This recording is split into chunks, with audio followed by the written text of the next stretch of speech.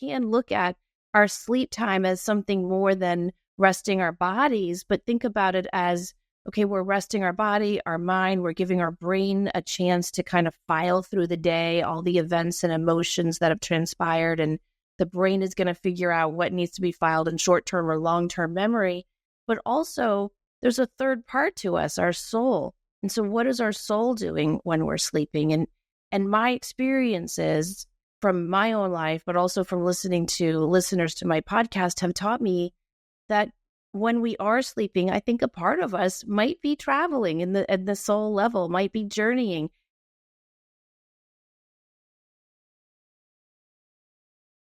Before we get into the show, I'd like to say a huge thank you to our sponsor, First Human, of which I am a co-founder.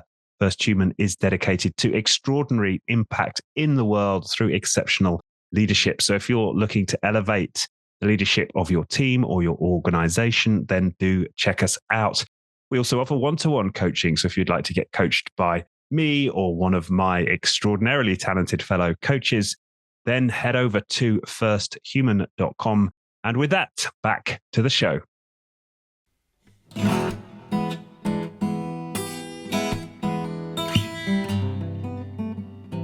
And we are live with another episode of Being Human. I'm delighted to say I'm here with Samantha Fey. She is the author of The Awake Dreamer, a guide to lucid dreaming, astral travel, and mastering the dreamscape. She's also the host of two popular podcasts, Psychic Teachers and Enlightened Empaths. She's also a Reiki master and teaches about crystals, Reiki, healing, and intuition. So, Samantha, a huge warm welcome to the show. Thank you. I'm so excited to be here. All the way from North Carolina. Yes. Like I was saying to you before we came online, like when I started this podcast however many years ago, I wanted to explore what it meant to be human. And we've got into topics, into psychology and psychotherapy. But it's all very much been here on Earth. It's all been within the paradigm where I really started this as being kind of atheist, agnostic.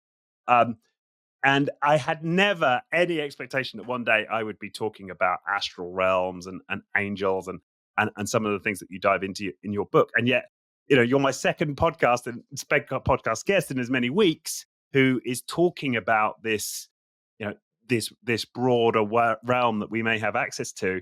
And my curiosity is taking me there, although I've never conversed with an angel. I can't remember the last time I remembered a dream. So all of this is totally new to me. And whilst I feel like I'm kind of opening up and exploring these topics, it's definitely something where I feel very much outside of my comfort zone. But I really look forward to exploring this topic with you today, Samantha. I know. I'm excited too. And I love that you are not skeptical, but definitely a critical thinker about all of this, because it is weird. I mean, let's face it, it is beyond the norm. That's why they call it paranormal. And so I completely understand your hesitancy. But I think one of the things I try to remind people is that we spend a third of our life sleeping.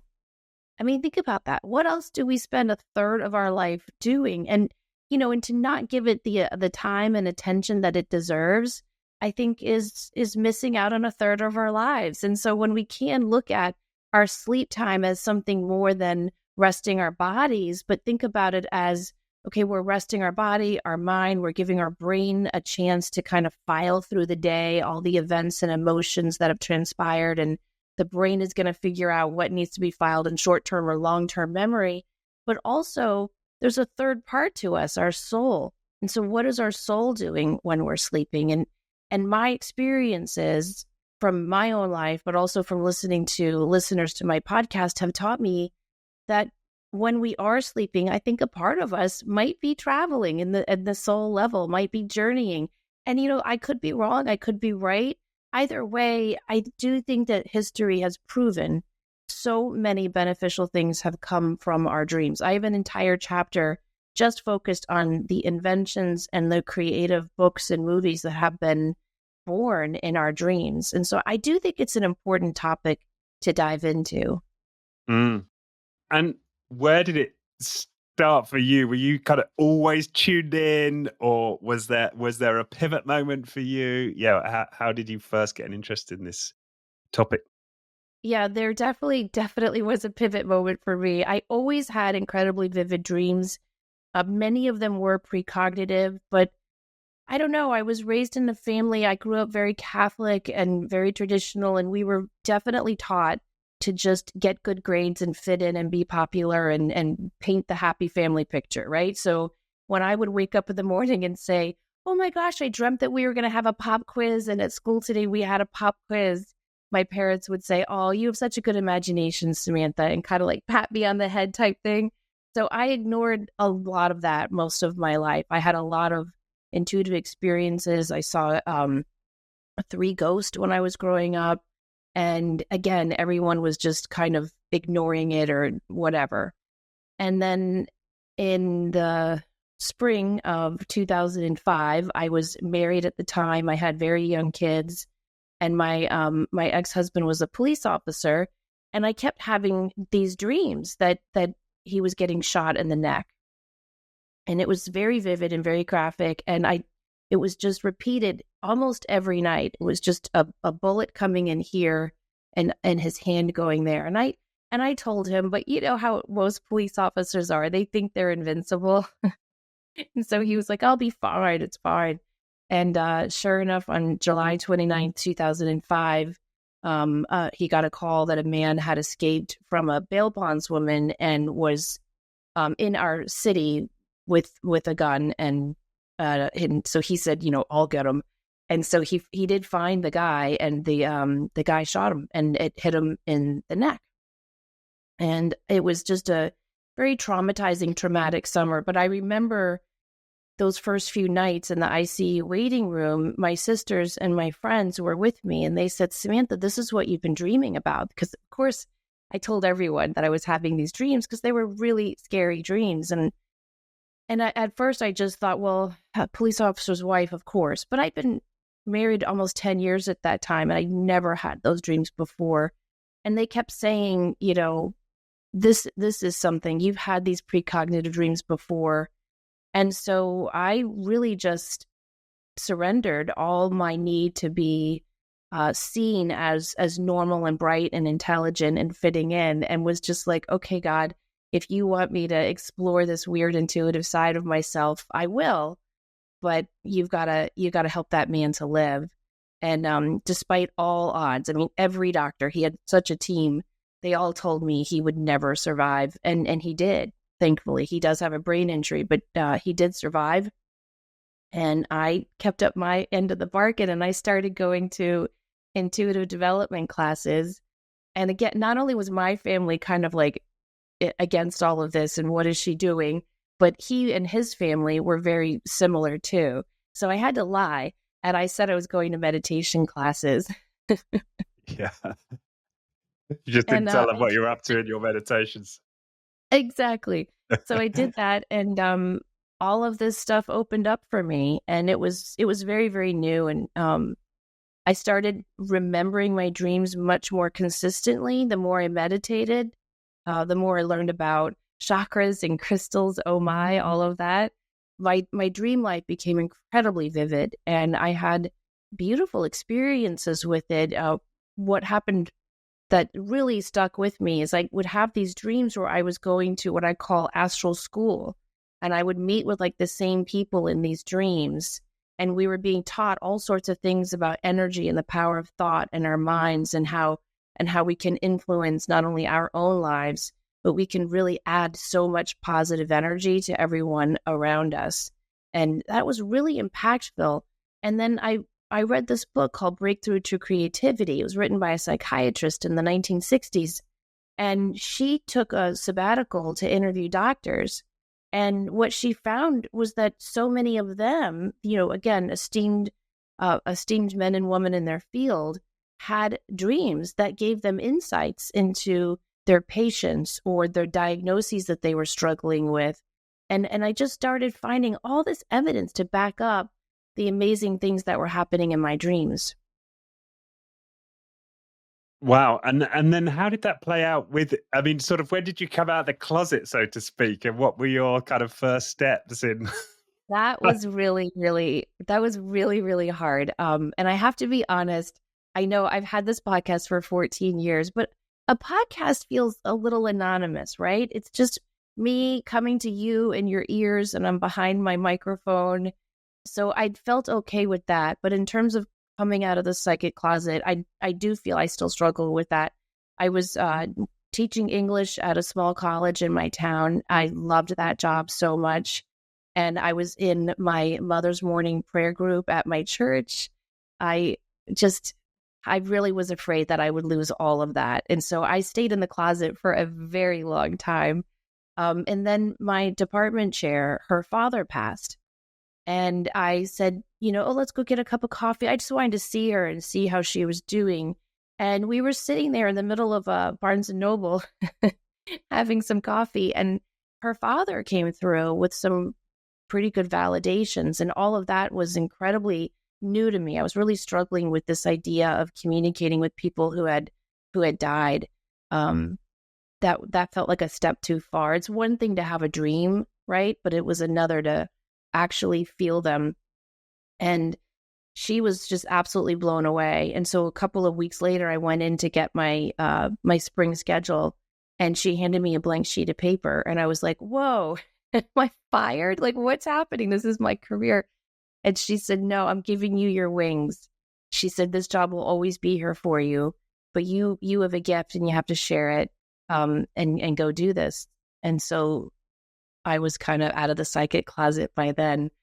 So slowly in steps and starts, I peeked out of that closet. But it's still strange, because I think so many of us, at least for me, I was used to being lauded for my intelligence or my ability to connect with people through teaching. And then to be applauded for these abilities felt, I don't know, strange. Because first of all, I don't think I have a gift. I don't think any of us have that gift. I think it's an ability, and some of us, for whatever reason, are more open to it. And I think anything that I do in my books or my teaching, or when I used to do readings, it doesn't come from me, it comes through me. So I'm just always very uncomfortable with all the labels and terminology in this field.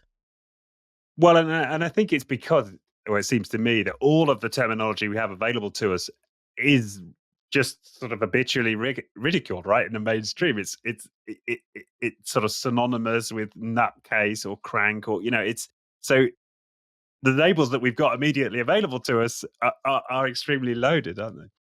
They really are, and I completely understand them, because you walk through a city and you see the neon flashing sign and tarot reading, and you hear about all the creepy, awful frauds who are like, oh, there's a curse on you, and for $250,000, and I don't know, I'll break an egg and break the curse. It's so awful, like some of the stuff that goes on out there, and I just did not want to be associated with that.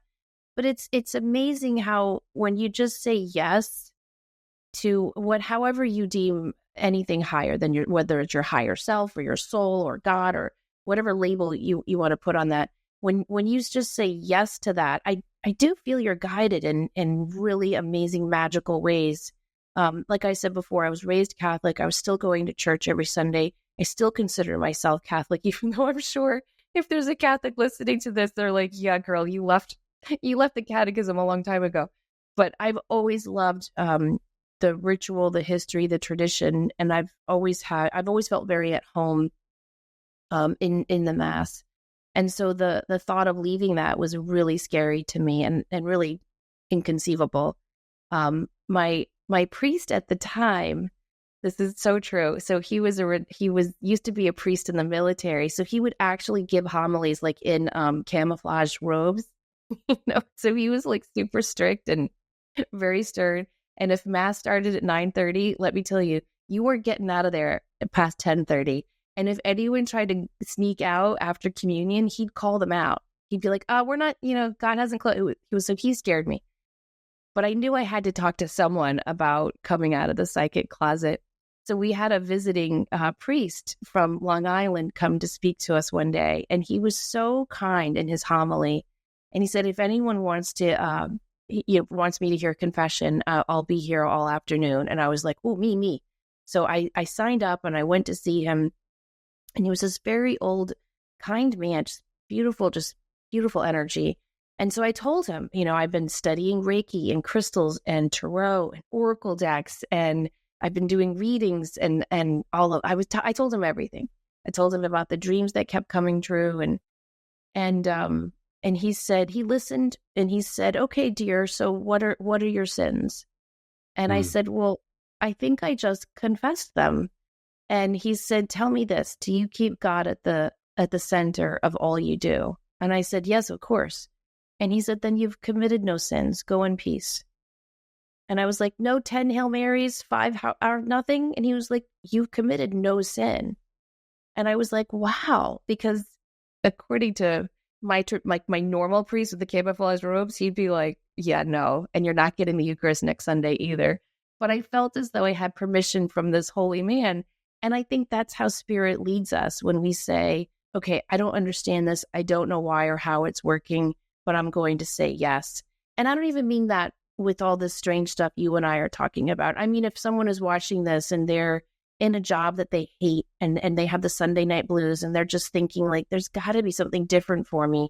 If you just say yes, just say yes. God, source, show me something different. Help me get back on my path.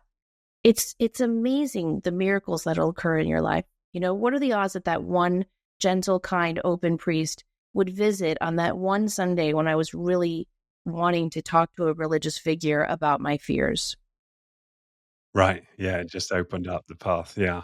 Yeah. And I relate to that even as somebody who, who hasn't sort of plumbed the depths that you have of, these other other worlds. So I'm interested then, what was your first kind of validation point once you'd got that blank sheet from your from the college you're at and you start on the path? What was the first moment where you were like, yeah, okay, I'm on the right groove here? I think there were a lot of them. I remember I was doing my first day of like official readings, and I was so nervous about it, and I could barely sleep. I finally fell asleep, and I had this really vivid dream, and I was walking through a football stadium. I knew I was at a college, or all young people and the football players were getting ready here, and I'm walking down, and I see this young man, and he's waving at me. And he says, Samantha, tell my mom I made it. I made it to college. I made it to heaven, and I'm okay. And he holds up his shirt like this, and it was a hunter green shirt with letters on it. And then he pulls up this girl next to him, and he goes, "And tell her I even have a girlfriend." And he said, and please tell her I'm so sorry. I really messed up. He used a different word, but he said, "Tell her I really messed up, but she was a great mom." Okay. So I get to the office, and this woman sits down in front of me, and you can tell she was very angry and didn't really want to be there, like arms crossed. And so I said a few things that I was picking up, and she was like, "I don't know, maybe, I don't know." And I was like, "Oh, this is going to be hard." So after like 2 of those, I said, "I saw that dream." And I said, "Okay, I had this dream last night. I don't know why I feel like I have to tell it to you." And she starts crying. And her son had gotten into college, and the college colors were hunter green. She says she slept with that sweatshirt every night because he never got to wear it. He took too many drugs one night and OD'd about a month or 6 weeks before school started. And so just knowing that he made it, that he was okay, and that, it always stayed with me because I thought, wait, do we date when we get to heaven? Like, as he said, I met a girl. Like, it was really, really wild to me.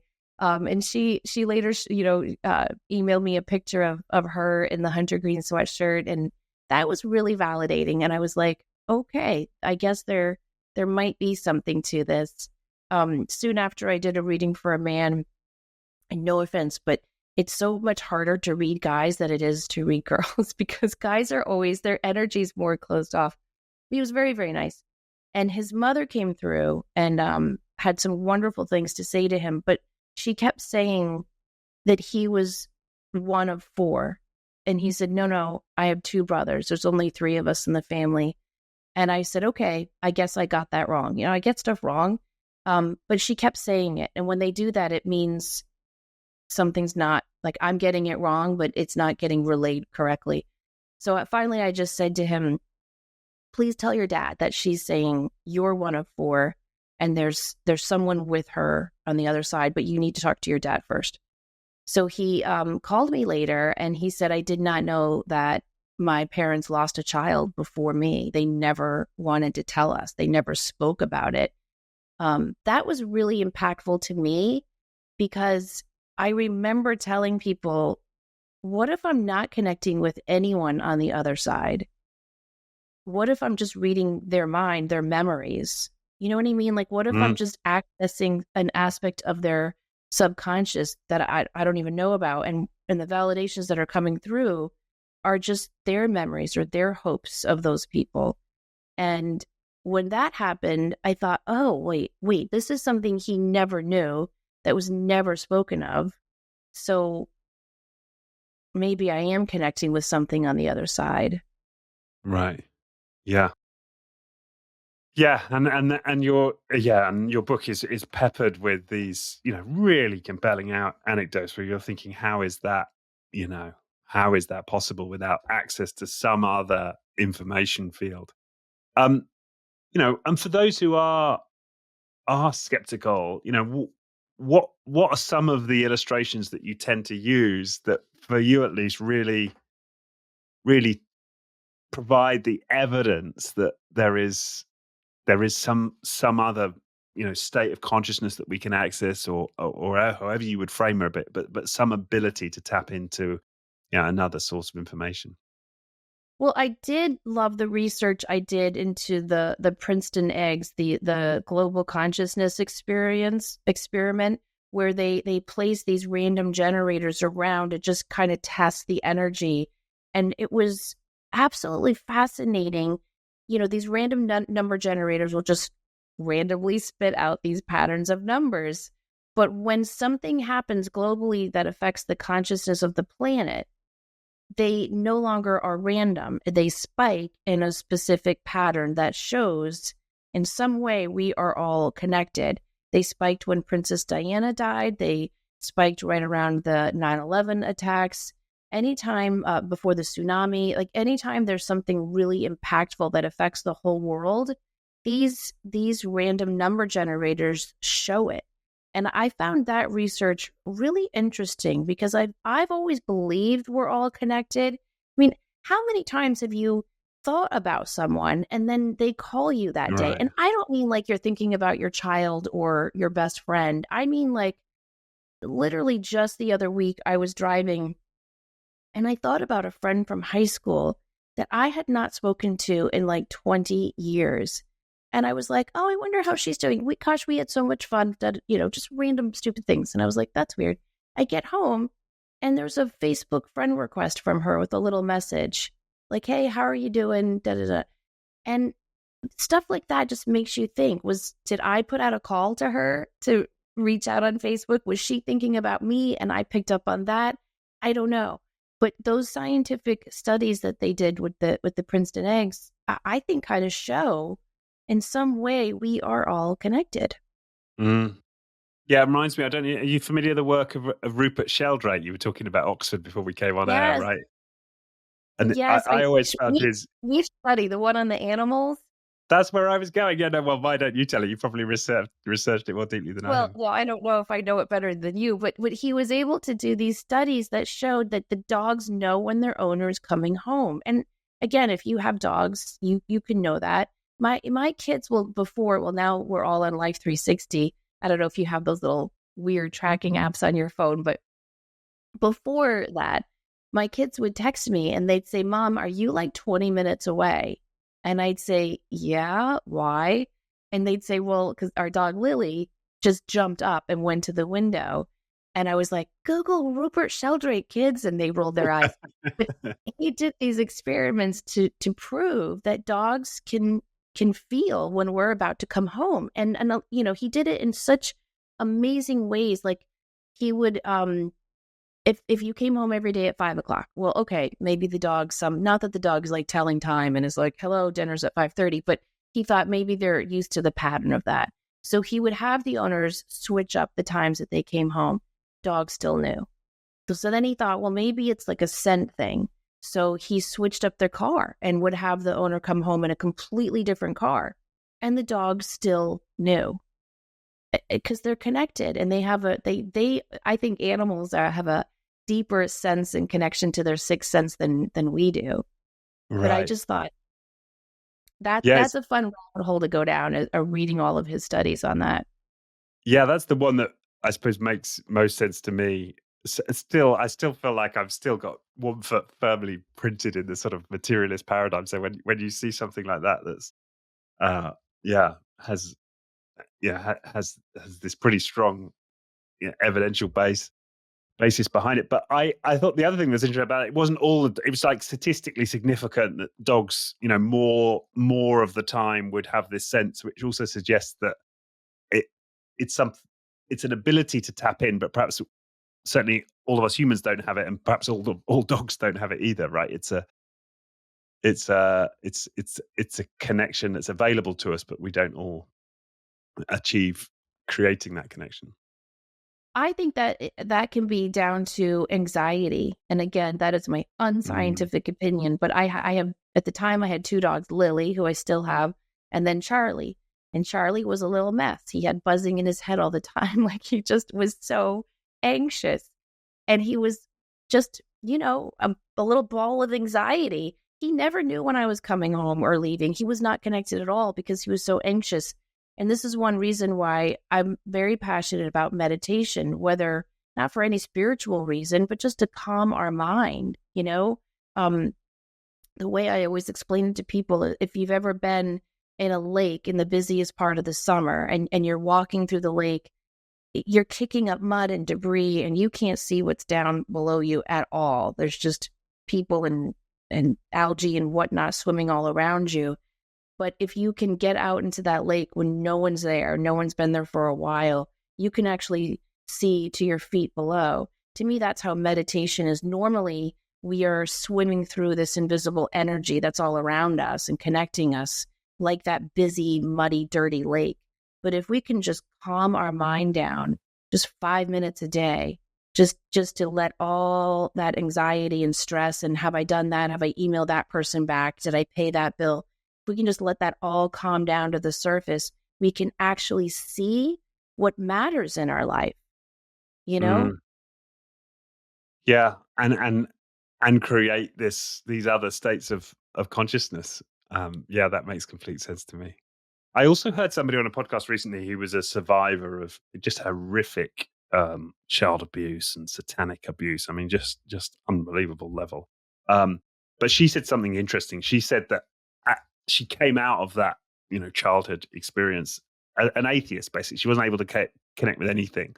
And then the more, she did more and more therapy and released, more and more of that early abuse. And it was only after a certain period that she could start to consider a connection with something beyond and develop a spiritual connection. And that really resonated with me because I had the same experience. It wasn't until after quite a long extended period in therapy that I am now at the point where I'm opening up to connection beyond, and I'm now able to meditate. In the early days before I really got into my therapy, I just couldn't sustain any kind of meditation practice. But my sense is that it was doing the therapy, I was able to clear enough of that mud to get kind of emotionally regulated enough to even be able to sit in meditation, right? Or to even consider maybe there's something beyond. And so I don't know if that resonates what I'm saying. Does that make sense?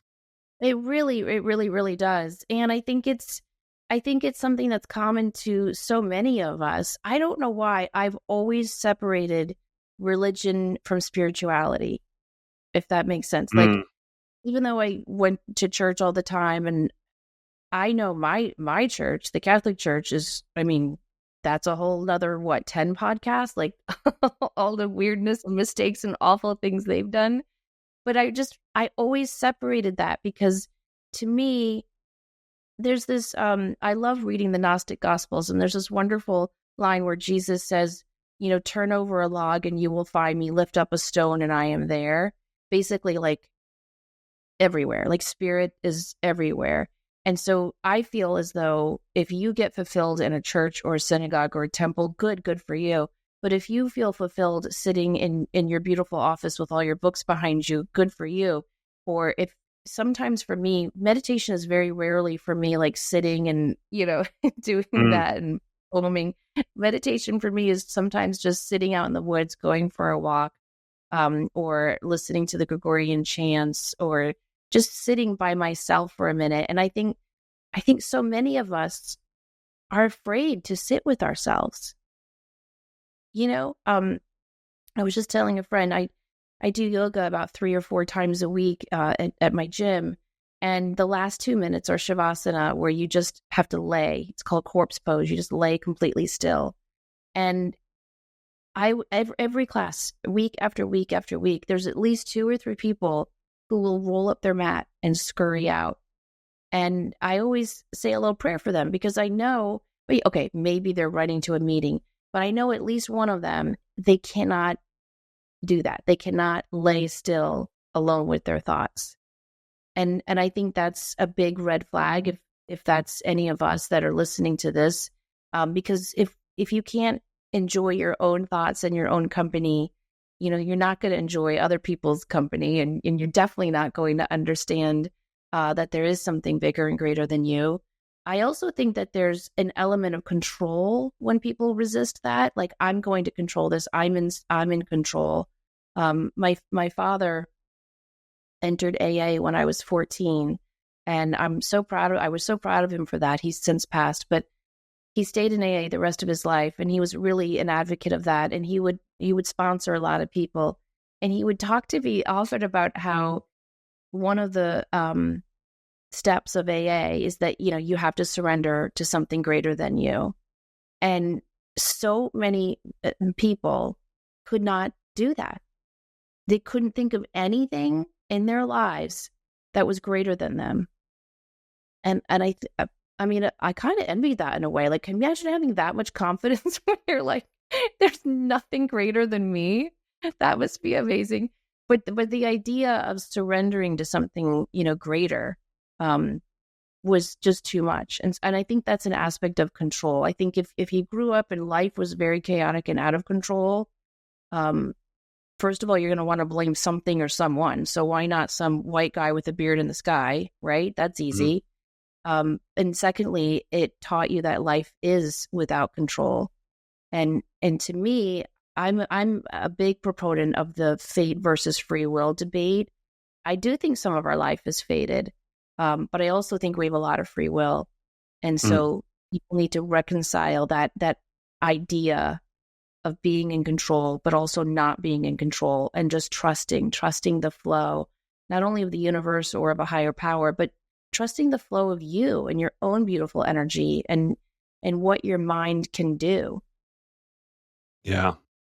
And just, can I tell a quick little story? Go for it. Right, because my middle daughter is a lot like you. She's very, very scientific, and she always wants the facts. And she's just, I love the way her mind works. And so I enjoy telling her about some of the weird metaphysical stuff that happens to me, because she'll be like, I don't know about that, Mom.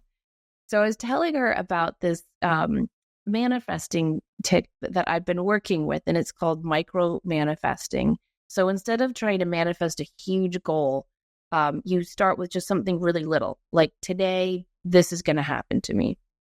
And so I've had some really amazing success with micro manifesting. So I'm telling my daughter this story, and she's like, all right, Mom, all right. She's like, I got to get back to studying. So she was studying for this statistics exam. It was a final exam, it was 50% of her grade. She was very, very nervous about this. And so she goes and takes the exam, and she calls me she's walking back to the dorm, and she goes, I know I got 4 wrong, which means I probably got like 8 wrong, and I'm freaking out. And I'm like, honey, you did your best. You studied for months. That's all you did your best. And I said, but just, for the fun of it, manifest an A. She was like, well, if I know I got 4 wrong, Mom, I know you're not good at math, but that's not an A. And I was like, honey, but the world can be magical if you make it magical. So just manifest an A. And she was like, all right, all right. And she hangs up. And so she said, some way, in some shape, I'm going to get 100 on that exam. And she completely did not believe it, because how could that be when she knew she got 4 wrong? So she gets back to her dorm, and the class was on like a group chat, because this class was so hard. They all had to like form study groups. The group chat starts blowing up, and she's like, what's happening? There was a glitch on the computer on which they took the exam. So the teacher had to give them all automatic 100s. Wow. Oh, that's funny. Like, what is that? Yeah. You know? Wow. Yeah. Yeah. So now my little skeptic is much more of a believer. Oh, that's great. And tell me a couple of micro manifestations that you've achieved. Oh gosh, I've done some really cool things. Like I'll have I love Coast to Coast AM. Do you ever listen to them? No. Okay. So it's a big metaphysical show in here in America. And I have been wanting to get on that show for a very long time. And so I said, okay, I'm going to get on them. I'm going to email them. I'm going to get on that show. And poof, I got on that show. And I said, okay, I want to continue my work with them. This interview is going to go so well. They're going to want to see me again. And so they asked me to come onto their TV show. And so they flew me out to Colorado, and I got to meet George Norrie in person, which was like a big, big thing for me. So he's like one of their stars, is he? Like okay, this is how I explain him. To me, he's the Oprah Winfrey of the woo-woo world. Okay. Cool. Very good. So that was a really, really good one. But then there's just other like little things. I had a very important meeting in town, and I knew it would take me about 20 minutes to get there. I left with 20 minutes, and there's a big construction. So I was like, uh-oh, I'm not going to be here on time. And so I thought about my micro manifesting, and I was like, you know what? I am magically going to pull up 5 minutes early. And I don't know what happened. I got every green light, and I pulled up 5 minutes early. Like just weird stuff like that. And it's just I think what's making it successful for me is I'm having this very, very playful attitude about it. Like, oh, this is just going to be really fun. Again, one of my daughters has been kind of talking to this one guy, however they talk on these, it's text or whatever.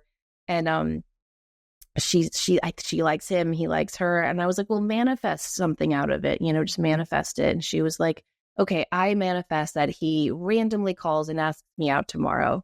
And the next day he did. Like just random little, do you know what I mean? Like just little things like that and it's made me think a lot this summer, actually. Like, what if we just woke up every day and said, I want my day to look like this? And I don't mean like, I'm going to be handed a winning lottery ticket. I don't mean like super crazy stuff, but I just mean like, if you open up your calendar and you go, okay, I've got 4 meetings. I got to call this person back. I've got 18 emails, and I got to do this errand and go here by 5. What if you just looked at that and said, okay, this meeting, it's going to be canceled because I don't want to go. This meeting is going to be super, super short. This meeting, they're all going to hear me and validate and love my ideas. That's what I mean about micro manifesting. Like, so nothing crazy, just taking your day and saying like, this is what I want it to look like. And the more I've been doing that, the more it's been happening. I love that. And I have to say, that is one thing that I have had some success with out of this whole woo-woo world, right? So that is the one thing. So I've been trying to manifest, actually have been manifest. So there's this train station I go to when I go to London, and it's always full of cars. And there's, just like probably 100 yards, like is the closest you can normally get to the station, right? And unless you're there at like 4 a.m. And I've just been manifesting a spot in like just close to the station. And it's an unbroken run. Every single time I get a spot, like in one of the first couple of rows closest to the station. So that has I think that has been one of the things that's been happening in my life that's kept me on this track, because I'm like, okay, well, that is working, right? Like, and it's awesome. And I'm the same with you. I'm just playful. Of course, it's going to be a spot. And sometimes I get there and there is not a spot, and then I'm just like, yeah, but of course there's going to be a spot, and then somebody will pull out. Right? It's like, Isn't that so wild? I know. I just it love is that. it is wild, and that's one of the things I'm always like nervous to share on this podcast, because I'm like, and isn't it crazy? I'm nervous to share it, but like that, it's like, okay, that's kind of working. Yeah. Yeah. But I've noticed if I don't have that fun, playful, let's see attitude about it, it doesn't work. Mm. It's like if I'm serious about it, or I'm like, I have to prove to myself that this works, or this better happen. If I have that energy, it doesn't go my way. But if I'm like, yeah, if life really is a simulation, a video game, whatever, and I could just make this happen, this is what I would like to happen. We'll see. Then it tends to work out for me. And I think that's um, magical is really the only word I have for it, because I don't understand how it works. Yeah, it doesn't. Yeah, I'm the same. That is, yeah, it truly is I magical. know you're not like what'd you say before we started recording, that you never thought you'd talk to, people who have seen angels and things like Yeah. that. So I've never seen an angel either. I had a dream about an angel, but I've never actually seen an angel. But one of my favorite stories I love to tell is about my oldest daughter. And do you mind if I share it with you real quick? No, go for it, please. Okay, so when she's 22 now, but when she was 3 years old, she told me that at night she kept seeing this very, very tall man with wings in her room, and he would pray with her. And she said, she described him she was 3 years old. She'd only been talking for a year. And she was very specific. And she described how his wings hit the ceiling and he had to duck. And I said, oh, of course I thought that was wonderful and all of this. And I said, what is his name? And she said, Odin. And I said, Odin. So of course, my kids were Disney fanatics. So I'm thinking about every animated film we've ever seen. And I'm like going through it. There was no Odin. I know Odin is like a Norse god. This is years before Frozen even came out. And I don't think there is an Odin in Frozen. But anyway, so I thought that was really, really strange. And of course, I told my dad, who is who makes you look like a very open-minded person. He was Right. his name was Thomas, and we used to call him Doubting Thomas. So I called my dad, and I'm like, she saw an angel. She called him Odin, and that's when he was like, Odin is a Norse god who hung upside down for wisdom, and is like the Norse and the Viking answer to Jesus. And he's like, I don't think that's an angel. And I was like, all right, I don't know what to tell you, Dad, but how could a 3-year-old come up with that name? So anyway, flash forward. My kids are going to parochial school. She's in the 7th grade. She's in the 2nd grade. She's 7 years old. And she had to write a book report on her guardian angel. And so she said, Mommy, it's due today. Can I read it to you as we're driving to school? I said, sure, honey. And it starts off, my guardian angel is named Brittany. And she is beautiful and has long blonde hair and pink cheeks and all this stuff. And I said, I'm listening. And I said, honey, that's beautiful. And I said, but when you were 3 and 4, you always talked about your angel named Odin. And she goes, Odin? That's a weird name. She had no memory of this. And I said, yeah, and you told me this and this and this. And she said, I would never have a boy as an angel. I said, okay, honey. And I just dropped it, because whatever, that's fine. So we're at a stoplight, and there's this white Porsche next to us, and it's revving its engine. And that's just a pet peeve of mine. I don't like when guys are like, I don't like that. Kind of looking, the windows are all tinted out, and he takes off when the light turns green, and the license plate said Odin #1. Wow. And I'm like, girls, did you see that? And the car takes off, and I'm getting out my cell phone, and we get to another stoplight, and I took a screenshot of it. So I was just so happy I had proof of that, and I remember my daughter just goes, ugh, I guess my angel is a boy. Very good. That's great. That's great. We're like, what are the odds, Yeah. Those are the kind of moments where you're like, okay, something's going on. And okay, so I think the other the other part of the book, which I really like, and we sort of touched on it, but we've also taken a few detours since. But the power of dreams, and I hadn't quite realized just how many figures in history had really used their dream time as a resource, right? And then and figures that we know well, Napoleon Hill, and so I just thought it'd be interesting to hear about some of the ways in which people have kind of proactively engaged with their dreams to extraordinary effect in the world. Yeah.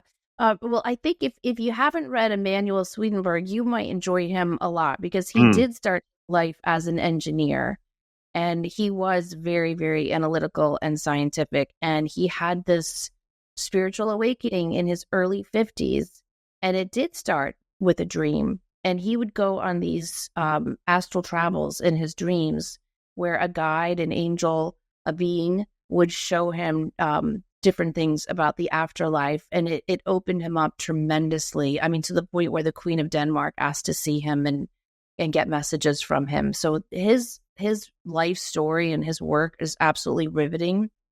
And I like the way he did start off so scientific. I mean, spoke several languages, was, very esteemed in his field of engineering and science, and then morphed into this, mystical writing. William Blake, the painter and poet, he always used his dreams. In fact, he said that he called it Man with a Third Eye, which I thought was such a bland title for a poet. But he said that a man with a third eye would visit him in his dreams and show him what to paint. And his brother, Blake's brother, died early on. And William Blake was, working as a painter and a poet, which, as you know, makes you millions of dollars. So he and his wife were really struggling with money.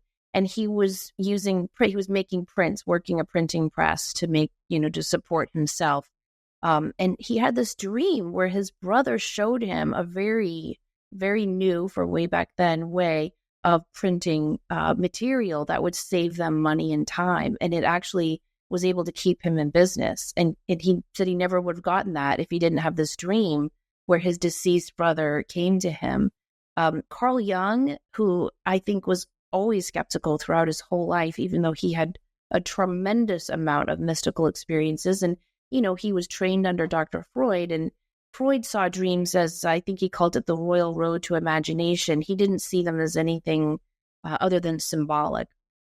But Jung stepped away a lot from that. And I think it was because in many ways of his dream experiences, he had a series of dreams of his country being flooded in a river of blood.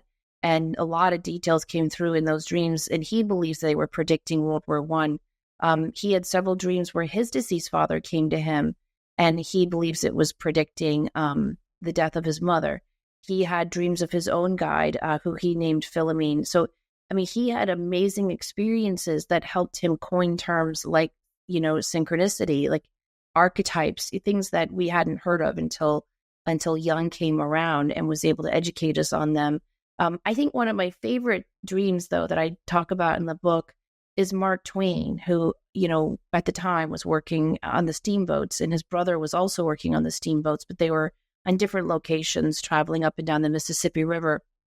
And he had a dream that his brother died, and he goes to the funeral, and the brother is in Mark Twain's suit, and he's laid out, his coffin is laid out over two like folding chairs, and a woman rushes in and puts a bouquet of flowers on his brother's open casket. And Mark Twain woke. He was so upset. He telegraphed his sister, and the sister was like, no, he's fine. He's on this steamboat. He's fine. And 2 weeks later, that steamboat had an accident, and his brother did die. And it was so sudden that they couldn't even get his things. So they had to bury him in one of Mark Twain's suits that was still at the family house. And when Mark went to the funeral, it was exactly as his dream had portrayed, the coffin over the two folding chairs, except the bouquet of flowers wasn't there. And he was sitting there, obviously grief, but thinking, like, why would my dream add that detail and it not be here? And then this woman rushes in and puts a bouquet of flowers on the open casket. And I mean, that just really, really affected him. And I hope, if you look at Twain's life, I mean, he ended up losing a daughter which I think is the worst tragedy any human can endure. And I hope that knowing that experience that he had with his dream, that there is something out there that helped him with that. Because, I think he had such a beautiful imagination. I hope it also enabled him to have an imagination for a beautiful afterlife for his family. He had a lot of loss in his life. And I think when we have these, at least for me, when I have these dream experiences, they give me a lot of comfort, and if that's the only thing they serve to do for us, fine. I'm not here to prove anything. But my dreams have been very, very precognitive in ways that astound me. I had a dream where a very good family friend, I have to be very careful sometimes with my stories because this one's very, very personal, but a family member who had passed away visited me in a dream. And she brought with her another family member who was alive and well, and like 62 or 64 at the time. And so I looked at my deceased family member and my alive family member, and I said, "What are you doing in my dream?" And the deceased family member said, "Samantha, she's listened to us and she's agreed it is her time to die." And I look over at my living family member and she nods and she goes, "Yeah, I get it. I think you guys are right. I can help my kids so much more. It is the right time," all of this stuff. And I woke up from that dream and I thought, what the hell was that about? Like, why? She was very, very healthy and she had just retired from a 30-year job and she and her husband were building a beautiful home in a new state. Like, they had so many fantastic plans. And I thought, why? She had several children, and at the time, all of her kids, one was a widow, one was going through divorce, one just could not find her footing, just job to job to job to job. And one had a great job, but just had kept getting his heart broken with different women. Anyway, about 3 weeks after I had that dream, she had a brain aneurysm in her sleep and died. And in a way, I'm grateful that I told a lot of family members, that I had that dream months or weeks before, because everyone was like, maybe this is meant to be. I don't know. But I'll tell you this, within that year, all 4 of her children flourished and still are. That was 10 years ago. The divorce went so smoothly, and he remarried a wonderful woman. The straggling friend, a sibling, had this random idea for this like weird little invention, loaded, making more money than anyone I know. I mean, I can just go on and on, but all of her children had these like really amazing things. One is living in another country, like really living up his dream. Like, it's just absolutely fascinating. And it's always made me wonder. I don't understand, but those experiences we have, I do think, teach us that there is a higher divine plan. Wow. Yes. And I get when it's so real for you and you're having these first person experiences. Yeah. It's, it makes it very easy for you to, continue this work and spread the message. I'm sure it's, when you're seeing it so vividly. So one question I have then is for somebody like me, like I said to you, I can't remember the last time I remembered a dream. I just never remember them. And I never even consider the fact that may be something I'm missing out on. It's just not a part of dreams are just not a part of my life, right? They're just not a consideration. So, and I know you've got, meditations in the book and so on, but what is the way in to start to get access to them? Well, first of all, everyone does dream. I think it's something to do with the brain. The brain has to be able to filter through all of those experiences. So everybody does dream. It's just not everybody remembers their dreams. And I think that's significant. That's what you're talking about. If you do engage more of your left brain, you are going to have a harder time remembering your dreams. So if you can do any right brain activity consistently throughout your days, so it's not like It's not like if we say goodbye at the end of this recording and you start painting with a paintbrush or finger painting that you're going to remember your dreams tonight. Like it's a muscle and it's going to take time. But if you can do anything right brain, reading, writing, something creative, working in the garden, woodworking, anything, those things you do in life that are just so fun and mindless that you lose time, those are wonderful, wonderful activities to really light up the right side of your brain. Just doing podcasts like this or reading books like mine, it really does awaken your mind and makes your right brain go, huh.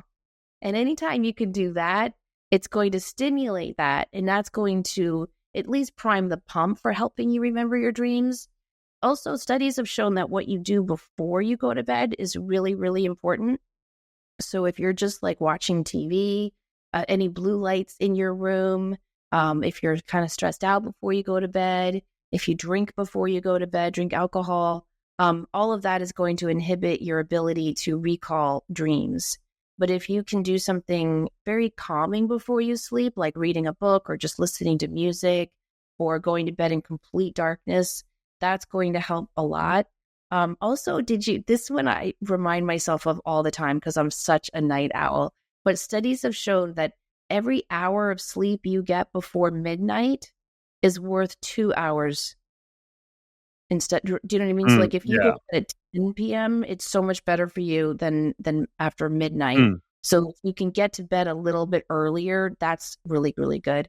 The other thing you can do, and a lot of people don't want to do this, but we tend to hit our REM sleep, which is where we actually dream, about halfway through hours. Well, we hit it several times in the night, but I think the best time is about 2 hours before you normally wake up. So if you set your alarm every day for 7 a.m., if you set an alarm also for 5 a.m., you're going to wake yourself up in one of your last REM sleep cycles of that night. And that's when most of our dreams happen, is that last sleep cycle of the night. If you set your alarm and you wake yourself up and you don't move and you don't think and you don't curse the alarm, you just turn it off because you've already set your 7 a.m. one, so you're fine. You just turn that one off and you just close your eyes and fall back asleep. Chances are you will remember at least a snippet of a dream. And the more you do that, the more you will start to recall them. But that's the best tip for remembering your dreams, that so few, because who wants to get up 2 hours early? They're afraid they're not going to fall back asleep. But most of us. That's good because everything else you mentioned I'm already doing. So I was like, oh God, there must be that. So that may be a new thing to try, right? Yeah. Yeah, that would be a good one. Or if you don't want to do that, something else that I don't like to do this, but you can drink a lot of water before you go to bed, and then you'll have to wake up to use the restroom. And usually your body wakes you up again during one of those REM cycles. And so that's really helpful. If you take a hot shower or a hot bath before bed, something about heating up your body and cooling it down. There is science, but I can't remember the research or the study that I can quote right now that helps back up something about switching up your body temperature like that helps induce greater dream recall. Right. And then if I do wake myself a couple of hours early, is the idea that I'm sitting there and then I have a notepad and I'm like, No, that's for later. That's a really good question. If you set your alarm 2 hours early, your goal is to turn that off and not think about anything. Okay. Don't engage that left side. Just don't think no thing, and just try to fall back asleep. And then that stimulation puts you into like a little bit of a light sleep, so that when you wake up 2 hours later, you're going to remember something, a color, a song, a snippet, a face, something. And then it's like Legos. You can build on that. It's a building block. And the more you talk about your dreams, the more, but when you do wake up for that 7 a.m. alarm clock, that is when you want to try to write down anything you remember. And I mean, I had a friend who read my book and was like, girl, like, I have not remembered a dream in 15 years. Like, yeah, that's kind of me, right? Yeah. Yeah. She's like, it's not going to happen. And she's a very good friend, and she's definitely supportive. So I said, all right, do me a favor so I can use you as an example. or as an example of how my suggestions don't always work, but just try this. And she said, okay. I said, get a dream app on your phone or put a notebook and pencil by your bed, whatever works for you.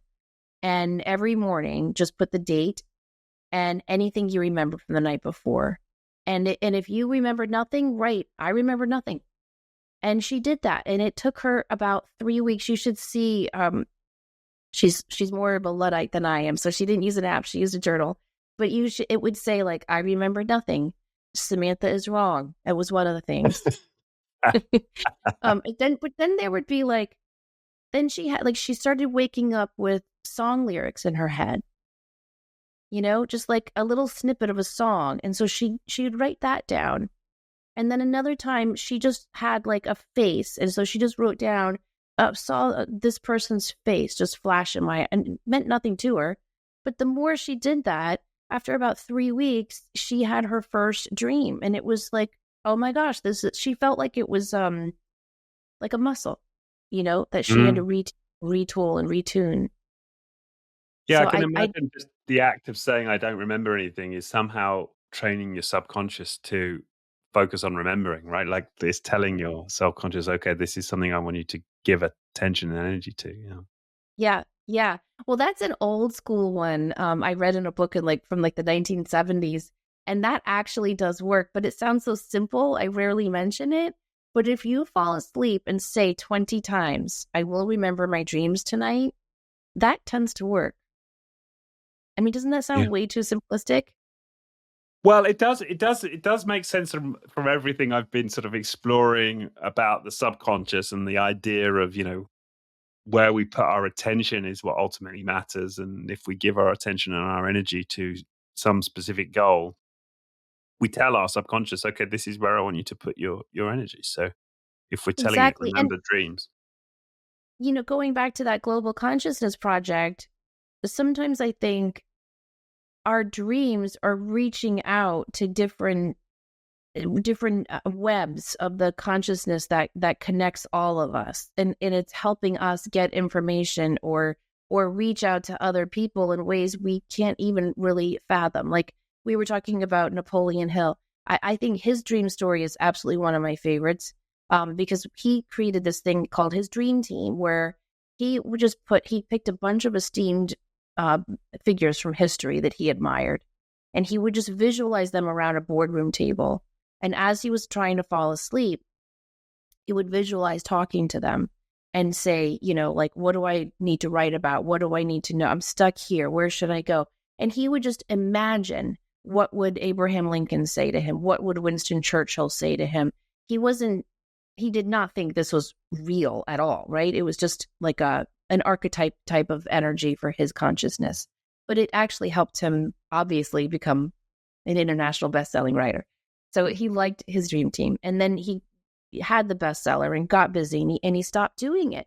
And he had a very vivid dream one night where Abraham Lincoln came to him and said, "Why'd you stop the dream team? We miss talking to you."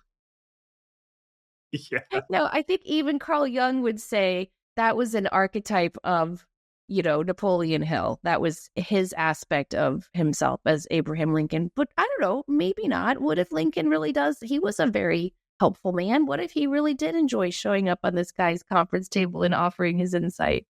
Right. And so I guess for some people, in the end, it doesn't really matter whether these are just figments of our, generated by our imagination, or actual entities that do exist in another realm visiting us. If they help us to write bestsellers or come up with world-changing inventions, from that perspective, it doesn't really matter, right? Yeah, exactly. Because it's just a way for us to get information that we can't access or even see for ourselves during the busyness of our day. So another tip I'd love to give to you as well, very, very easy. If you have a problem or a question or just something you want to dream about, write it down on a piece of paper and put it underneath your pillowcase. And then every night, read that question and slip it back under your pillowcase. I do this a lot. I never, ever get the dream I need within a week or two. takes about 2 weeks, sometimes 3 weeks. But if I do that consistently, again, I do think I'm training my subconscious mind. I will get an answer in my dreams. Sometimes, though, I'll be in the shower and it'll come to me and I'll be like, oh, that's what I need to do. But I think anything we can do to help kind of connect our conscious with our subconscious is key. You know, the CIA did so many amazing studies with their remote viewing program, and early on, before Russell Targ and his crew took over, they did experiments with these. They call them remote viewers, which is a fancy government term for psychics, but that's my little soapbox. But they took these remote viewers and they printed up. I love that these are now available for free online. Anyone can read all of their studies, which is great. Thank you, Foya. But you can look at all of their results, and they have this one graph that has always stayed with me, and it has, you know, it's just a graph, an L-shaped graph, and it has all known data at the bottom. So just picture like an ocean, like just all known data in the world. And then it has this up and down figure over that. And the down part where you hit that all known data, they have been able to show only happens when we're in deep meditation or dreaming. And so I think about that a lot. Like everything that we want to know, that we need to know, it's out there. It exists. Past, present, or future, I think Einstein showed us is all, you know, relative concepts. Man created time. So all known data is there. We have to still our minds that deeply to get to that undercurrent of where all known data is. And you can do that through deep meditation, but very few of us have time to sit there and meditate for an hour a day. But we can also access it through our dream state very easily and effortlessly. And I think when we ask our subconscious that question and ask it to provide us an answer in the dream, it will. And the example I use a lot, that does not work anymore since we have Google, but if you remember growing up and you would be talking to a friend about a movie you loved, and you would say to that friend, who starred in that movie? And the friend would go, gosh, I don't know. Was that Keanu Reeves' first movie? Or was that? No, I don't think it was. And you're both like, I don't know. Maybe 3 hours later or a day later, you'd be washing dishes and suddenly the answer would pop into your head, right?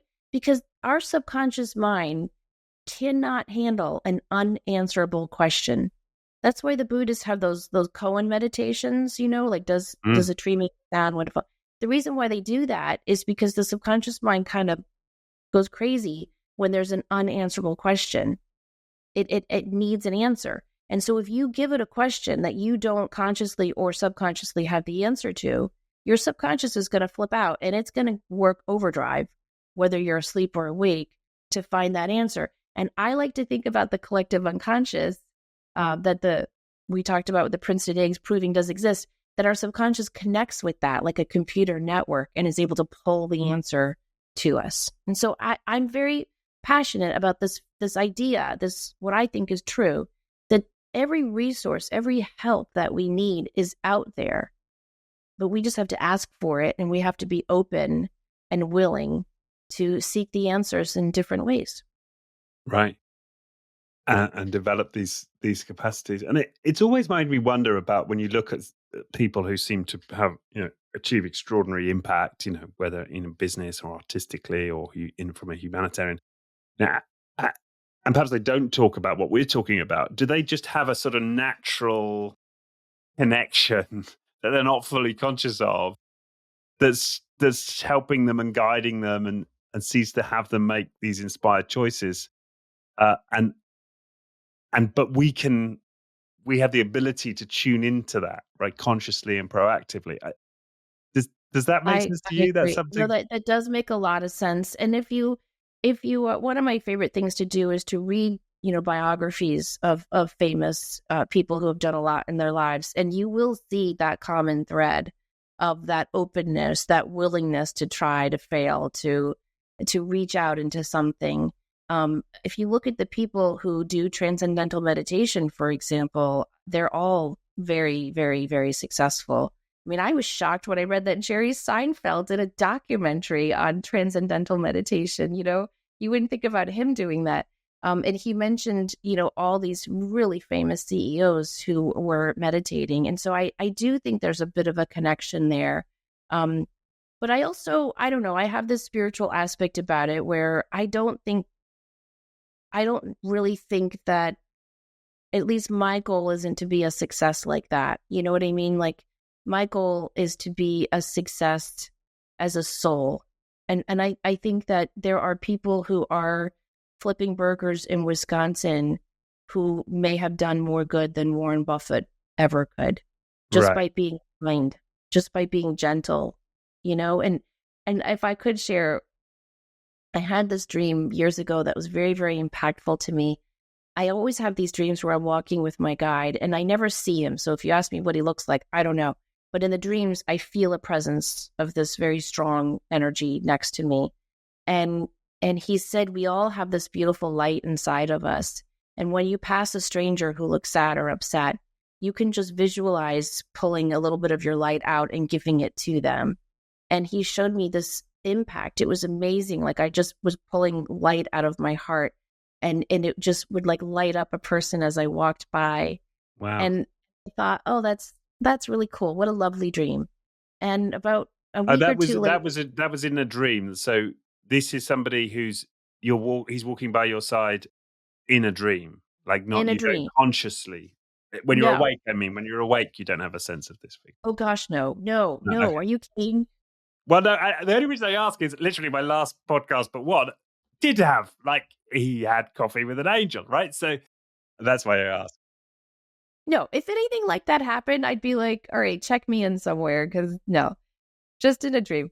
But I thought that was a lovely dream and a lovely idea. And I was like, I think I'm going to try that. And a couple of weeks later, I get an email from a listener. And she says, I had this beautiful dream that I was walking with what I think is my angel in an airport. And he was telling me that there are so many sad, lonely, disconnected people, but we have this beautiful light inside of us. And if we can just visualize pulling a bit out of that and shining it on people, strangers that we walk past, we can do so much. And I thought, holy cow, what are the odds that two of us would have a very similar dream with incredible, almost identical messages? And so I just think that's what's more important than anything else, is just growing the strength and the character and the love in our own soul, and then using it to help others light their own way. Yeah, that's beautifully put. It reminds me, are you familiar with David Hawkins' work? Yes. He has this scale, right? And he has Jesus at 1,000 and Buddha at 1,000, and But he makes this point that it's a logarithmic scale, and every time any one of us gets a little bit further up the scale, we're cancelling out the negative energy for all other humans. And so that makes complete sense in terms of what you're making. So actually, in terms of our impact overall on the condition of humanity, it's much more important to get a bit higher up that scale than build a great business, for example. Yeah, exactly. I think it's so important. And I think about often, like, if one person is mean to me in my day, it really stays with me. It really does. Because meanness freaks me out. I'm like, why be mean? But if someone's really kind to me, it stays with me for several days. Like the impact of that, is so, so important. I love this story that a monk tells. These monks had taken a vow of silence, and they had to be silent the rest of their lives, which I can't imagine, but God bless them. So they're walking through the woods to pick berries, and they see a woman in distress. She's drowning in this creek. And not only have they taken a vow of silence, but they also taken a vow to never touch a woman. And so the older monk runs in and grabs the woman and, helps her and drives her off and puts her on her way. And the two monks continue in silence for hours. And the younger monk is stewing and steaming, and he's getting madder and madder. And finally, after hours of this, he says, you broke 2 vows. You weren't silent and you touched a woman. And the monk says to him, yes, but I put her down miles ago, and you've carried her in that anger all these miles. So who's broken the strongest vow, And I think about that a lot, because I think we carry some of that stuff with us way, way, way too much.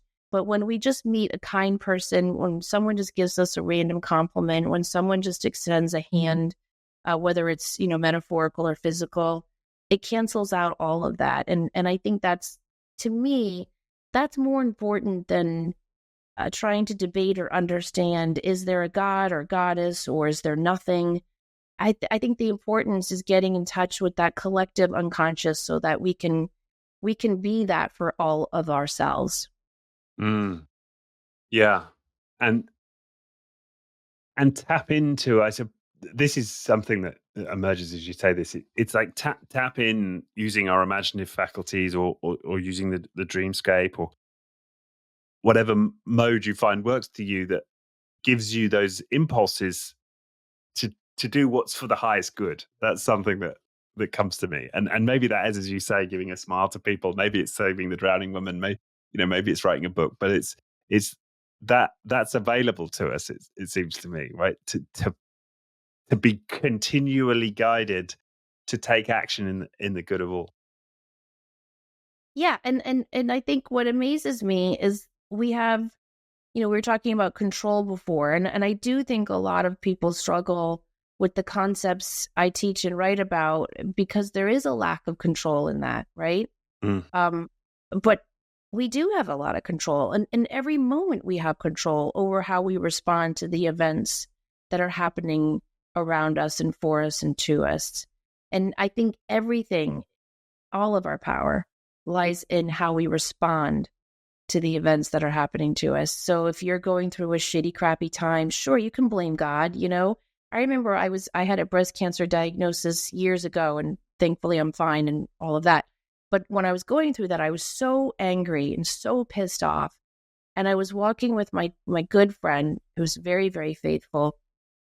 And I said to her, I know you don't want to hear this, but I'm pissed at God. Like, I've been a good person and I've been through a lot in my life, and this is my karma. And I was just like going off. And she goes, be as mad at him or her as you want. God can handle it. That's fine. And I loved that advice, like, be mad. That's fine. I mean, St. Augustine said, hope has two beautiful sisters, and one of them is anger. And so, I mean, we have to be able to be angry. I get that. But I think what's really crucial is that we realize that there is control in how we respond to what happens to us. And so, like, when I was going through that, I was like, okay, so I went with the anger, I went with the sadness, all the stages of grief. Now, how am I going to deal with this? And I said, I'm going to deal with it with strength and faith and hope. And, luckily that was, 15 years ago, and I'm fine. So right. I think everything in life is how we respond to it. Right. Yeah. Well, this is, okay. So there's one term here that we haven't touched on, but that does interest me, is lucid dreaming. So what's the difference between what we've been talking about, getting messages in our dreams, and lucid dreaming? So lucid dreaming is when you are awake and aware in the dream state. And you might maybe you haven't had that because you haven't remembered your dreams. But a lot of people who remember their dreams often have spontaneous lucid dreaming, which is where you're in this dream and you realize, oh, I'm dreaming. That's wonderful. That's spontaneous lucid dreaming. Happens to me all the time. What I'm fascinated by is conscious lucid dreaming, where you can do a lot of different exercises. And I put them all in that chapter of the book to make yourself actually lucid dream. And that's where you, there's little things you can do. You can wear like a red or blue string around your wrist, and about once an hour tell yourself, I'm awake, I'm not dreaming. And the studies have shown that when we go to sleep, that tends to help us not only recall our dreams, but it actually spurs our ability to have a conscious lucid dream. And what people can do, if they can learn to lucid dream, where they can make themselves be awake, not physically awake, but emotionally awake and aware and consciously awake in a dream, they can help themselves overcome nightmares, work through a lot of psychological issues or fears that they might be dealing with. So there's a lot of beneficial things that can occur when you consciously lucid dream. There's a really wonderful story I read, blanking on his name, and I know it's back here somewhere. It's an old book, and he went to Oxford, the guy who wrote it, whose name I'm blanking out on. It's not Sylvan Muldoon wrote a really good book on that. It's, Oliver Fox. I'm so glad I remembered it. Oliver Fox wrote this great book, how he wanted to learn to lucid dream. It took him years, but when he finally mastered it, he told his two friends, let's lucid dream that we're at the same bar or pub in Oxford on this night. And so they set a location. Okay, Friday night, we're going to meet at 11 p.m. outside this pub. And Oliver showed up, and one of the friends showed up, and the third one didn't. And the next day, Oliver remembered the dream. The friend who showed up remembered the dream. But the third guy who wasn't there completely forgot about the whole experience. And that one detail made Oliver feel as though they actually were there at that pub meeting in the lucid astral state. And so it became to him a gateway for astral travel. It took him about 7 years to learn how to do this. I stress that a lot in interviews I do and in the book I write, because I think a lot of people, we live in a very instantaneous world. And so a lot of people will do some of these techniques to lucid dream, and after 2 or 3 times they don't work, they give up. It takes a long time. You're taking a muscle in your brain that's never been used before. There are so many parts of our brain that we've never activated, and you're trying to activate and light it up. So it's going to take a lot of time. But one of the best methods for lucid dreaming is the one I told you about before. It's called the wake back to bed method. And that's where you purposely wake yourself up. Actually, for lucid dreaming, they recommend you wake yourself up a couple of times during the night. And I don't know, maybe on a Saturday night we could do that, but that'd be pretty hard normally. But if you do just set your alarm earlier to wake you up in the REM cycle, that does enhance your chances of lucid dreaming. But let's say, for example, that you always have a nightmare that you're being chased by someone. You can set the intention to wake up in that nightmare and face whatever or whoever is chasing you. So people have had really, really great breakthroughs with lucid dreaming. And the other one, you said you have a bangle or something to remind yourself, and then you say, I'm awake in the dream? No, so during your day. Yeah, so during your day, yeah. Yeah, during a lot of dream studies have shown that what you do during the day directly impacts your dream life. Yeah. And what you dream and how you dream, and if you remember your dream. So like I said before, if you're constantly working from the left brain, you're not going to remember your dreams. But during the day, if you're thinking about remembering your dreams or all of that, you will tend to remember your dreams better. But for lucid dreaming, a very old common strategy is just to wear a simple bracelet. Like I said, it could just be a string. And every time you look at it, or at least once an hour, look at it and say, I am awake, I am awake.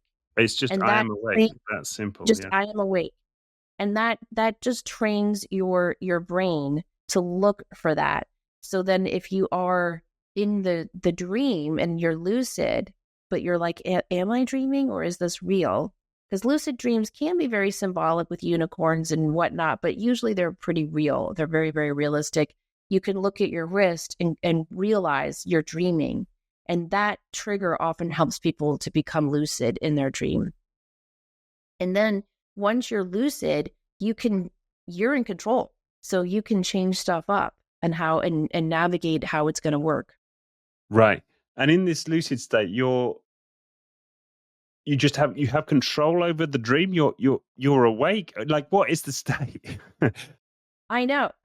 Like I've told you, I spontaneously lucid dream all the time where I know I'm dreaming, but I'm not like trying to change it or in control of it. It's almost like there's me's. Do you know what I mean? There's the me in the dream that's having the experience, and then there's the me who's watching it. But Stephen LaBerge, I think, wrote the most famous book on lucid dreaming, and he trained himself to do this. And in his experiences and many, many people who consciously lucid dream, yeah, if they're dreaming that they're sitting at a meeting with the boss and the boss is yelling at them and they realize they're dreaming and they become lucid, they can completely switch that up. where they're now confronting the boss and getting a lot of pent up emotions out of their system. But Yeah, if you you were can to feel look it. at them externally, they would look like they were asleep. Yes. Yes. Okay. Yeah. Yeah. Exactly. There's So it's not there's a like, this is really what I'm trying to get my head around. It's not like some other form of daydreaming. You are asleep, but you're just you are have a level asleep. of Yeah. control. Yeah, yeah. Yeah. I mentioned Augustine before. He had a really interesting friend who was a physician, and so Augustine, he became a saint. Obviously he believed in God. His physician friend did not, and so they were debating all of this all of the time. And so Augustine was telling him to try meditation, try prayer, try recalling his dreams. And so this physician had this really powerful dream, and he wrote it all down. It still survives in the archives today. You can Google it and read the translations. It's fascinating. But I summarized it in the book. And he has this dream where this young man wakes him up and in his bed, the physician. And the man, he said the man did not have wings, but he knew he was an angel. I don't know, a light being, who knows. But he says to him, turn around and look at you. So the physician turns around and he sees himself sleeping in the bed. And so the angel figure says, with what eyes are you staring at me? With what mouth are you talking to me? And with what body are you following me out of this room? And he said, this is your soul. And this is what you have to trust and believe in. I mean, isn't that amazing? And Wow. that was in the 7th century, I want to say. I Hmm. mean, well, maybe I'm off on my centuries. A long time ago. Oh, yeah. Wow. Yes. And Yeah. so I think how it works is it's not our physical body, it's our soul. Right. Right. That we've somehow become conscious of, right? In this state. Yeah. Yeah. And like I was saying with I mentioned Oliver Fox and Sullivan Muldoon wrote one of the first books on astral travel. And that absolutely, I mean, I think most of us are familiar with Robert Monroe, Journeys Out of the Body, but Sullivan Muldoon wrote his book in the 1920s, and he was actually, he was a young boy, 12 or 13, and his mother was a spiritualist and was staying at a boarding house with mediums, and he had no interest in that world. He was just, following along with his mom on a trip, and he falls asleep one night, and he wakes up and gets out of bed, and he sees this, he calls it like a white umbilical cord that was attaching him to his body, still sleeping in the bed. And he could go through doors and windows, and he walked all through the house. And then he got a little scared, and the minute he got scared, he was instantly back in his body. And so it took him a while to teach himself how to do that with conscious effort. But he believed that being in that home filled with mediums gave him, he called it a psychic battery pack. You know what I mean? Like being in a house, that energy helped him kind of pop out that first time. But those stories absolutely, to me, prove that something is something, not always. I mean, sometimes a dream is just a dream, but I think very often our soul is traveling out of the body. When we're conscious of it, we call it astral travel. When we're not conscious of it, we call it a really wild dream. But I do think our soul leaves our body very often to meet with loved ones who have gone before us, or to just explore different avenues of these levels on the other side. Right. And that's how you define astral travel. Yeah. Yeah, that makes sense. And what you said about Robert Monroe makes sense, because to the extent that I've had any of these sort of altered experiences where I've done stuff in a few groups where we imagine ourselves connecting with the heart with somebody, across on a Zoom call. I've been recently, and I have had this experience of being with them, and I get these thoughts about what their life might be like, and I've had a few moments where I've been like, oh wow, how could I have known that? But it's only ever been in with others, like who are all in this, or people who have reached a level of competence with this stuff. And I feel like I am kind of given a a boost, if you like a battery pack. That would make sense. But when I Yeah. step out of that, then I'm like, no, I can't do any of it, right? Well, gosh, you're in England, which is like the home of all of that, really and Mm, truly.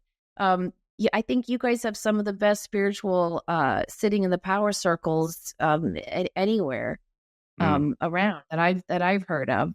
Gordon Smith, do you know Gordon? Have you heard of Gordon No, it's Smith? like this podcast just basically giving me a whole new reading list, Samantha. Like all these books I've He's never heard of, but I'm like, oh, fascinating. that's interesting. I think he's considered the best medium in Europe, if not the world.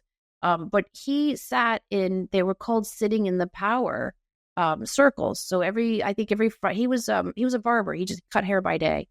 And every night he would sit in these circles where they would just meditate. No expectation, no like, oh, we're going to go out of body or we're going to get a message from this guide or this. No, it was just to sit in the power of each other's energy. And he did that for years. And that's what opened up his mediumship. So I do think when we can have the energy of other people around us, it helps tremendously. It's a wonderful tool to use Mm, for life, never mind astral travel. right. Yeah, exactly. Wow. Um, so Samantha, is there anything we've like not touched on that you'd have liked to have talked about? Feels like it's been Um, fantastic. We've covered a I'm lot of look ground. so in October I have a new book coming out called Heavenly Alliance, and I am really really excited to share that with people. Um, like I've mentioned, I've been through a lot of wonderful and challenging things in my life that have made me question, like what is really happening? Why are we actually here? And why does it have to be so hard all the time? And I've always said that when I die and go to heaven, God willing, the first thing I'm going to say to God is, could you not have given us a manual, a textbook, something, like why drop us here with nothing, like no guidance? So I Heavenly Alliance is written with that in mind, like who are we? Why are we here? Why do we have these challenges? And so I've really through my life and through my dreams and my meditations, I have gotten a lot of really great insights and really good answers into what it is that this whole school of life is about, because I don't really even call it Earth anymore. I think it's a school. I really do think we're here to learn. We're here to grow. I think some of us are at a kindergarten level, and that's fine. I think others, some of us who have challenge after challenge after challenge, I think we're here to get our PhD, you know? So I think we're all here at different levels with different reasons, with different challenges. Yeah, some have an easy breezy time, but I think that's because they're still in preschool, and maybe this is all they can handle right now. And I think those people who have incredible challenges, maybe they're at MIT or Oxford getting their PhD in soul growth. And so I think there's a reason why there's all these different challenges and successes and failures that so many of us experience. And so I wrote the book to kind of give people a new way of looking at the disparities that are so present and prevalent in life, and to hopefully offer people some really good tools for calling on their guides and angels and loved ones in heaven, but also, and most importantly, recognizing the main message of Heavenly Alliance is recognizing the beautiful light and power within you to transform your thoughts and the way you are going through your life, and learning to love yourself and negotiate your soul contract to really get the best out of this go around that you can. So anyway, that comes out in October, and I'm really excited to share it with people. Amazing. Well, yeah, that sounds fantastic. Yeah, that sounds awesome. What a project. Yeah, what a contribution. Yes, awesome. And just getting a book out, right? That's always an achievement. Yeah, it was so fun to write, though. It really, really was. I wrote it. I tried to write it because I'm a teacher. I tried to write it like a syllabus for Earth. So every chapter starts with a letter to the soul, and it ends with homework assignments. And so I tried to just, kind of have fun and go at it from that point of view. But I just want people I guess what worries me the most about everything going on in the world, I feel like once something negative happens to someone, they tend to lose faith either in a higher power or in themselves or in the world. And I don't know if you've seen that, but in the last 4 years, especially, I've seen a lot of people lose faith in humanity. And I just think there's nothing in this world more beautiful, more strong, more adaptable, more courageous than the human soul. And so I really wanted to write something that hopefully and humbly I pray helps remind people how beautiful they are inside. Wow, what a great sentiment. Yeah, I bet we are all beautiful inside, and yeah, yeah, that's the great realization, isn't it? We are just these jewels. We're all beautiful beings. Uh, that's it. Yeah, we really are. And We just need I to think remember it we sometimes. need We to sometimes forget remember it. that. And we've got to do that. I was walking downtown the other day with someone um has worked in law enforcement and has seen the not so good side of humans, right?